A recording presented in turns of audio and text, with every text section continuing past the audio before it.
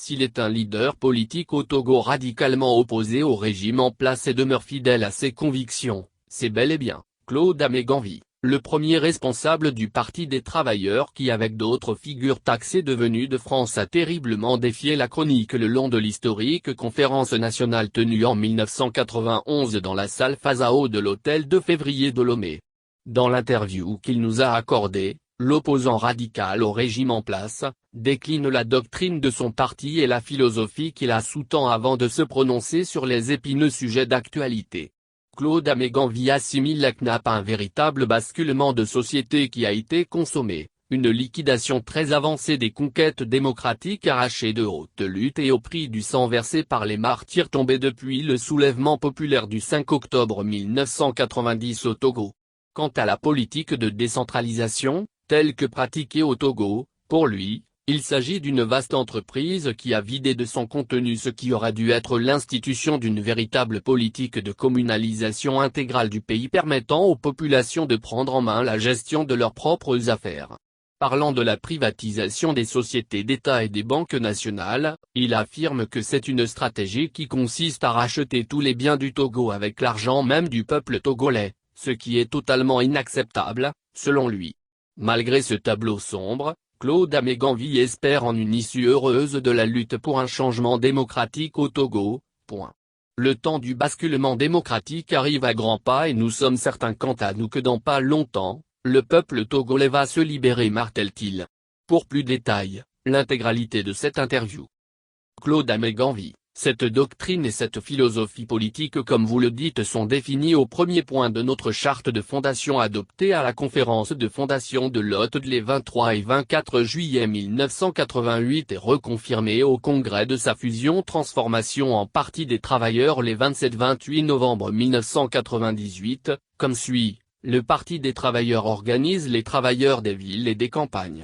En effet, il y a une réalité de la division de la société togolaise et des sociétés africaines en classes sociales distinctes dont les rapports à l'impérialisme sont précisément déterminés et dont les composantes fondamentales sont, moins la bourgeoisie compradore togolaise représentée aujourd'hui par le clan Eyadema, Sakamaria, les hommes et femmes d'affaires de tout genre qui constituent les artisans et les soutiens de la dictature togolaise érigée pour permettre le pillage des richesses du pays et l'exploitation du peuple travailleur par l'impérialisme. En contrepartie, ce dernier leur laisse des miettes de son système de profit. C'est à l'ombre de cette dictature que leurs affaires prospèrent par les salaires de misère imposés aux travailleurs, la corruption et les détournements de deniers publics. Ils ont ainsi pu accumuler des fortunes colossales pour la préservation desquelles ils ont intérêt à ce que la dictature soit maintenue. Moins les travailleurs des villes et des campagnes qui sont les principaux producteurs des richesses mais sont exclus de leur jouissance pleine et entière. À eux sont imposés sous tous les gouvernements, le blocage mais aussi la diminution des salaires, les impôts de toutes sortes, les plans de misère et de famine, les licenciements et le chômage décidés par l'impérialisme notamment à travers ces organismes comme le FMI, la Banque mondiale, et l'Union européenne, la répression, etc. C'est donc pour les travailleurs qui n'ont aucun intérêt dans la perpétuation de la dictature que le Parti des travailleurs constitue un cadre d'organisation pour combattre le système d'oppression et d'exploitation jusqu'à l'instauration d'un pouvoir populaire qui, n'ayant pas d'intérêt différent de ceux des masses togolaises, placera au centre de son activité la satisfaction de leurs besoins. Claude Ameganvi. Je vous rassurerai d'abord en disant que je suis le même Claude Ameganvi et peut-être encore un des rares à n'avoir pas changé depuis la conférence nationale comme beaucoup me le disent généralement. Il est vrai que je n'ai jamais changé de conviction depuis mon engagement en politique, m'attachant à rester fidèle au peuple travailleur du Togo et du reste du monde, en internationaliste que je suis, tout en restant fidèle aussi à la mémoire de tous ceux qui ont versé leur sang sur la terre de nos aïeux, Sylvanus Olympio, Tavio Amorin et tous ces nombreux martyrs du Togo que je ne trahirai jamais. Quant au Parti des travailleurs, il se porte comme le Togo, c'est-à-dire pas très bien puisque rien ne va au Togo, néanmoins, il poursuit son combat dans les conditions difficiles qui sont celles des partis qui s'opposent véritablement à la dynastie Eyad Magna Simba. Sur la question de notre absence de participation aux divers scrutins qui se sont tenus au Togo, il y a 3 explications à donner. 1 degré, nous n'y avons jamais participé parce que le cadre en est totalement pipé, ce ne sont que mascarades électorales sur mascarades électorales. À quoi bon aller cautionner dans ces conditions des processus que nous savons viciés d'avance? 2 degrés. Nous avons toujours demandé aux responsables des autres partis se réclamant de l'opposition togolaise qu'il nous faut combattre au préalable pour arracher les conditions d'organisation transparente des élections avant toute participation, mais nous n'avons jamais été entendus. Car, à chaque fois que le régime organise une mascarade électorale, il en trouve toujours un parmi ses partis prêt à collaborer avec lui contre les intérêts du peuple togolais.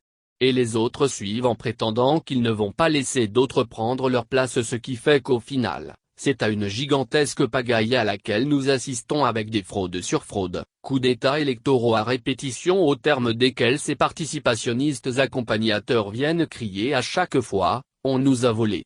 On nous a volé ». Ce qui n'est pas sérieux car tous savaient très bien, dès le départ, qu'on les volerait dans ces conditions-là. Finalement, c'est le peuple togolais qui se trouve toujours berné à travers ces lamentables processus. Vous voudriez qu'on s'y associe en cautionnant cela? Nous disons, non. Et c'est pourquoi vous ne nous y voyez pas. 3 degrés. Le troisième point concerne le financement des partis. Dans un régime démocratique normal fonctionnant sur un système électoral transparent, chaque parti, sur la base de son programme qui synthétise ses idées et choix de société, s'adresse à ses partisans et sympathisants auxquels il les fait partager et leur demande de le financer à travers des cotisations, souscriptions et autres collectes de fonds pour qu'ils les soumettent plus largement au peuple tout entier lors des élections. Cela, c'est le principe même de la démocratie. Or, au Togo, nous avons un système totalement perverti où, sur la base d'un financement public, assuré par les impôts prélevés sur les citoyens, on finance à grands frais tous les partis acceptant de cautionner les mascarades électorales. Au bout de ce processus, on en arrive à un système ubuesque où, pour vous donner un exemple concret, des citoyens qui désapprouvent et combattent le régime RPT-UNIR se voient contraints à le financer à travers les impôts qu'ils payent à l'État, à travers ce financement public de ses campagnes électorales. Vous voyez donc à quelle aberration on arrive lorsque ce parti, que nous estimons pour notre part être responsable du malheur du peuple togolais, en vient à engranger des millions, voire des milliards, des citoyens togolais pour continuer à les soumettre à l'oppression et à l'exploitation. Ce n'est pas normal et, cela, nous ne pouvons ni l'accepter, ni le cautionner. Face à toute cette situation qui perdure, nous pensons très sérieusement que ceux qui acceptent de s'associer à ces machinations électorales destinées à maintenir dans les souffrances le peuple togolais depuis plus de 58 ans, portent une lourde responsabilité dont ils auront à répondre devant l'histoire. Claude Améganvi: non, ce n'est rien de tout cela car ce qui s'est passé à la CNAP est extrêmement grave et il faut le dire avec la plus grande clarté, c'est un véritable basculement de société qui a été consommé. Une liquidation très avancée des conquêtes démocratiques arrachées de haute lutte et au prix du sang versé par les martyrs tombés depuis le soulèvement populaire du 5 octobre 1990 au Togo. En réalité, ce 31e dialogue, qui n'est qu'un énième marché de dupes a d'abord pour fonction de tourner les pages sombres de l'élection présidentielle du 22 février 2020 en engageant le processus de préparation des élections régionales prévues pour le premier trimestre 2022. Comme toute la pléthore de précédents dialogues, c'est sa fonction première. Et le régime RPT-UNIR a eu beau jeu d'exploiter le climat délétère entre partis se réclamant de l'opposition fait de différends, injures, invectives et autres pour réaliser ce nouveau coup de force, car c'est bien de cela qu'il s'agit. En réussissant à choisir des partis de l'opposition pour l'accompagner dans cette funeste entreprise, il a réussi le tour de force de ravaler ces partis au rang d'ailes marchantes comme au bon vieux temps du régime du parti unique, parti État RPT. Comme vous l'aurez constaté, cela, après que ceux des partis qui osent vraiment contester le régime, aient vu leurs militants et responsables arbitrairement arrêtés et emprisonnés au nom de grossiers et rocambolesques chefs d'accusation, les assimilant quasiment à des terroristes par une justice totalement instrumentalisée par le pouvoir devant lequel il se met à plat ventre. Pour parfaire ce summum d'arbitraire, rien d'étonnant que les décisions de la CNAP aient prévu de faire disparaître tous les partis qui ne feraient pas allégeance à la dynastie RPT-UNIR à travers une révision scélérate de la charte des partis qui permettrait à l'État de s'arroger le droit de s'ingérer de façon intolérable dans le fonctionnement des partis. Cela n'existe nulle part au monde et c'est un véritable scandale qu'il faut dénoncer tout en se battant pour qu'il soit mis en échec. Claude Améganvi, en aucun cas, lorsque vous voyez ce qui se passe dans le pays.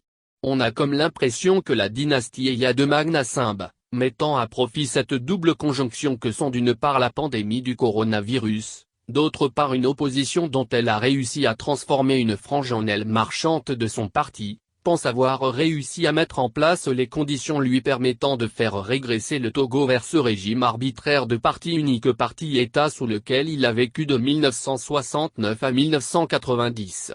Cela, à quelle fin? Pour permettre qu'à l'ombre de ce régime de terreur, la minorité pieuse qui s'impose au peuple togolais par coup d'État, assassinat, torture, arrestation et détention arbitraire interposée puisse continuer à s'accaparer tranquillement et en toute impunité des richesses du pays. En accablant injustement les populations de cette multiplication de taxes, et hausse intempestive des prix des produits vitaux pour leur survie. Cela, nous ne pouvons ni le tolérer, ni l'accepter.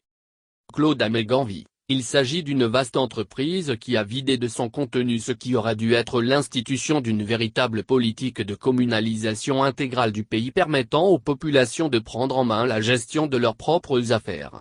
Ce à quoi nous assistons avec cette décentralisation Made in Togo n'est qu'une supercherie visant d'une part à renforcer la surexploitation du peuple togolais en l'accablant de taxes multiples et injustifiées.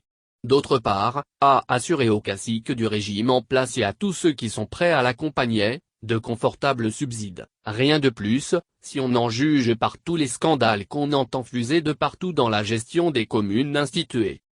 Claude Améganvi, comme nous n'avons jamais cessé de le faire depuis notre constitution, il faut dénoncer dans ces politiques de privatisation un honteux vol par lequel la minorité pieuse s'approprie indûment et illégalement, en réalité pour son propre compte, tout un patrimoine appartenant collectivement au peuple togolais qu'elle brade dans le rachetant à vil prix à l'ombre d'hommes de paille étrangers. Comme nous n'avons jamais cessé de le faire depuis notre constitution, il faut dénoncer dans ces politiques de privatisation un honteux vol par lequel la minorité pieuse s'approprie indûment et illégalement, en réalité pour son propre compte, tout un patrimoine appartenant collectivement au peuple togolais qu'elle brade dans le rachetant à vil prix à l'ombre d'hommes de paille étrangers. En d'autres termes, on est en train de racheter tous les biens du Togo avec l'argent même du peuple togolais, ce qui est totalement inacceptable. C'est pourquoi, pour nous au Parti des travailleurs, toutes les entreprises nationales et sociétés d'État privatisées doivent être renationalisées sans indemnité ni rachat à la chute de la dynastie dictatoriale Eya de Magna Simba et tous ses biens saisis. Claude Améganvi, notre message est très simple, pour nous au Parti des travailleurs, nous faisons une totale confiance au peuple togolais car nous savons qu'il est actuellement dans un processus de réorganisation par lequel il se prépare à trouver une issue victorieuse à sa longue lutte par son propre mouvement. Cela, en tirant les leçons de sa propre expérience, après avoir été trop longtemps floué par une direction politique de son combat qui lui a fait systématiquement perdre les multiples occasions que ce peuple lui a offertes en versant son sang pour que soit réalisé le changement démocratique au Togo. Lorsqu'on observe et analyse attentivement le cours des événements dans notre pays, on s'aperçoit que le temps du basculement démocratique arrive à grands pas et nous sommes certains quant à nous que dans pas longtemps, le peuple togolais va se libérer. Avec tous les bouleversements qui surviennent à l'échelle internationale où, même la grande puissance mondiale, les États-Unis d'Amérique, viennent, après le Vietnam en 1973, de subir une retentissante défaite en Afghanistan, il est à prévoir que cet événement surprendra le monde entier. Donc, courage et détermination au peuple togolais auquel nous disons, en avant vers la victoire, à bas la dynastie dictatoriale Eya de Magna Simba.